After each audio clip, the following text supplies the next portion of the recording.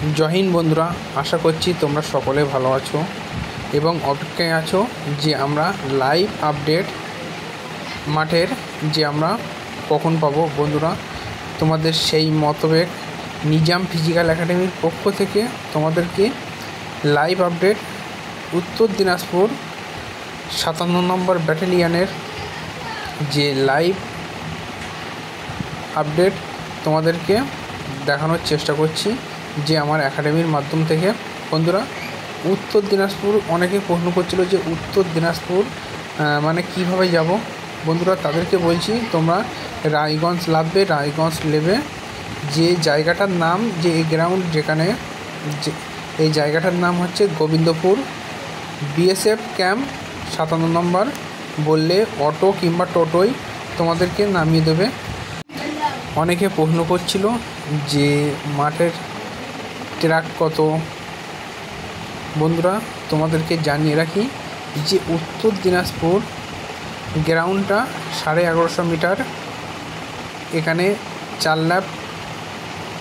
লাফ দিলে তোমার 4600 এবং তার বাকি থাকে 400 মিটার। ওরা 400 মিটার সেইভাবে তোমাদেরকে করিয়ে নিচ্ছে। এখানে height, weight, chest height 170, chest নর্মালে 80 এবং ফুলিয়ে 85 তোমাকে করতেই হবে। এবার কেউ যদি বলে যে মেডিকেলের বিষয়, কেউ যদি প্রশ্ন করে, সেই ক্ষেত্রে তাদেরকে জানিয়ে রাখি যে মেডিকেল মানে হাতে পায়ে খুব একটা টাফ হচ্ছে না, কিন্তু চোখটা একটু ভালো করে ওরা দেখছে যে তোমাদের 6/6, 6/9, 6/12 এই তিনটে তোমরা ভালো করে একটু দেখে যেতে পারো এবং ফলো করতে পারো। যে আমার এর আগে আমি একটা আইস চার্ট ভিডিও বানিয়ে দিয়েছি, তোমরা ওটিও ফলো করতে পারো।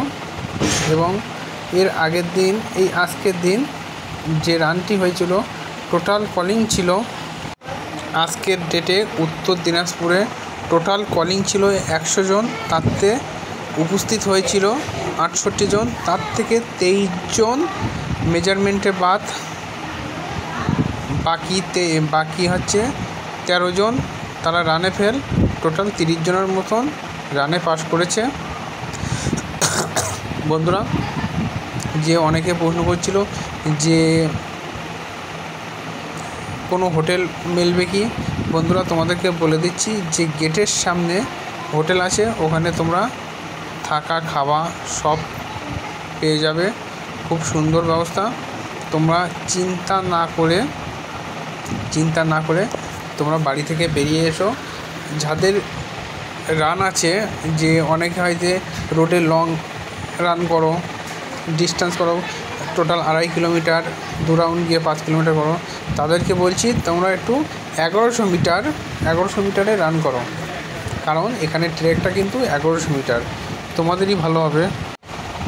5 কিলোমিটার রান পাস করা কোনো একটি ব্যাপারই না, তেমনই যে একটি গ্রুপের সঙ্গে পা মিলালেই তুমি 5 কিলোমিটার রান পাস করতে সক্ষম হবে। একটি নির্দিষ্ট পেজে তুমি যদি যে একটি গ্রুপ ধরে যাও, সেক্ষেত্রে তোমাকে যে পাস করাতে বাধ্য, কারণ এসএসসি জিডি কনস্টেবলের যে ফিজিক্যালের টাইম সেটি হচ্ছে 24 মিনিট। 24 মিনিটে 5 কিলোমিটার কভার করা কোনো ব্যাপার না, কিন্তু সেখানে মানে লংগুলো হলে ভালো হয়। কিন্তু যারা টাইম করছো তাদেরকে বলবো যে তোমরা যদি লং দৌড়াও, সেই ক্ষেত্রে ধরো তোমরা যে 2.5 কিলোমিটার ট্র্যাকে দৌড়াচ্ছ, 2 রাউন্ড গেলে তোমাদের 5 কিলোমিটার হওয়া হবে। সেই ক্ষেত্রে তোমাদেরকে জানিয়ে রাখি, তোমরা কিছুদিনের জন্য তোমরা 5 কিলোমিটার যখন লং করবে তখন তুমি 5 কিলোমিটার করতে যাবে। যখন কম্পিটিশান করবে তখন তোমরা 1150 ট্র্যাকে তোমরা একটা মেপে নিয়ে 1150 ট্র্যাকে তোমরা দিতে পারো, 1150 ট্র্যাকে তোমরা রান করতে পারো। তোমাদের সুবিধার জন্য আমার যে একাডেমির পক্ষ থেকে তোমাদেরকে এটি একটি যে উদাহরণস্বরূপ দিলাম, তোমরা এটা কাজে লাগাতেও পারো, সেটা তোমাদের উপর নির্ভর করবে। কারণ আমার একাডেমির ছাত্রদের মানে আমি সেইভাবে প্রশিক্ষণ দেওয়া হয় যাতে তারা সারা বছরের ফল স্বরূপ একটি কিছু করতে পারে, তাদের কোনো সামনে যেন বাধা বিপত্তি না আসে। যে হাইট চেস্ট সেগুলো তো পরের ব্যাপার, কিন্তু আগে সবের আগে আমার তো রান তো পাস করতে হবে। কারোর ধরো হাইট চেস্ট ঠিক আছে, সে রানে ফেল করলো, তার তো কোনো মূল্যই নেই। যে ফিজিক্যালটাই তেমনই মূল্য, যেমন আমি রিটেনে কেউ ধরো 120 পেলো, সে ফিজিক্যালে পাস করতে পারলো না, তার কোনো সে মূল্যহীন।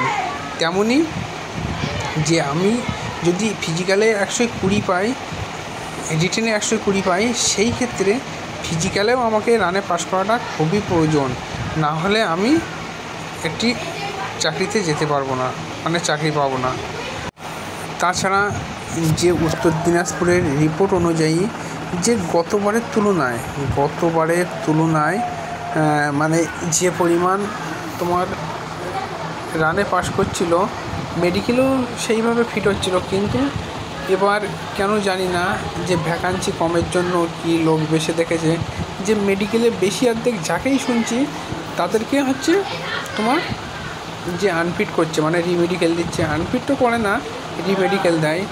তা বন্ধুরা, যদি এমনই রিপোর্ট আছে, যদি তোমার 30 জন ফিট হয়, মানে রানে পাস করে, সেই ক্ষেত্রে তাদের 10 জন ডাইরেক্ট মেডিকেলে ফিট হচ্ছে, বাকি 20 জন আনফিট।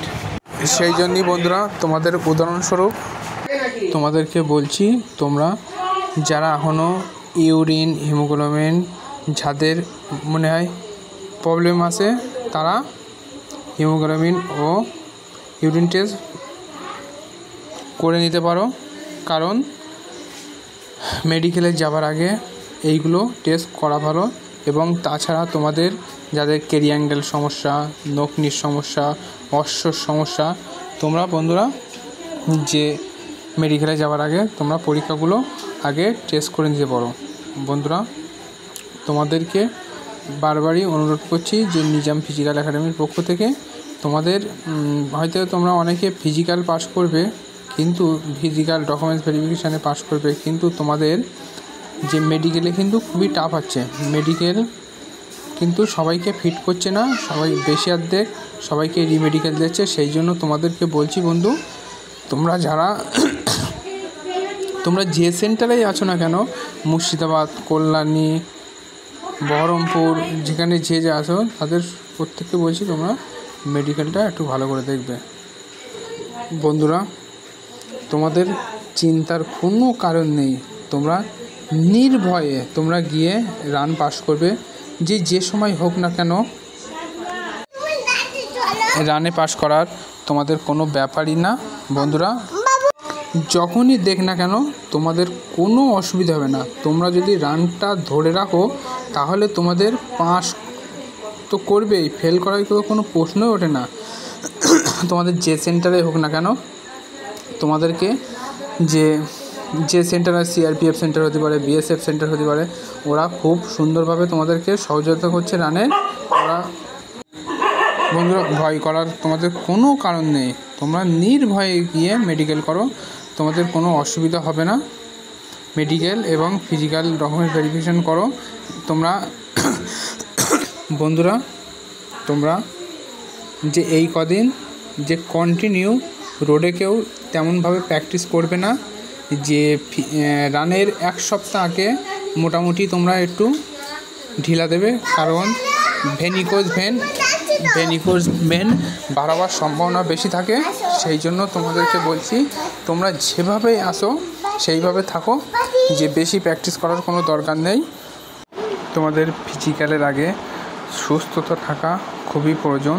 সেই জন্য তোমরা জোর ঝাঁপ করে বর্ষায় না ভিজে তোমরা রোডে কম প্র্যাকটিস করে তোমরা চেষ্টা করবে যে কিভাবে তোমাদের যে চাকরিটা হাতিয়ে নেওয়া যায়। বন্ধুরা, ভিডিওটি ভালো লাগলে লাইক, শেয়ার, কমেন্ট করো। জয় হিন্দ বন্ধু।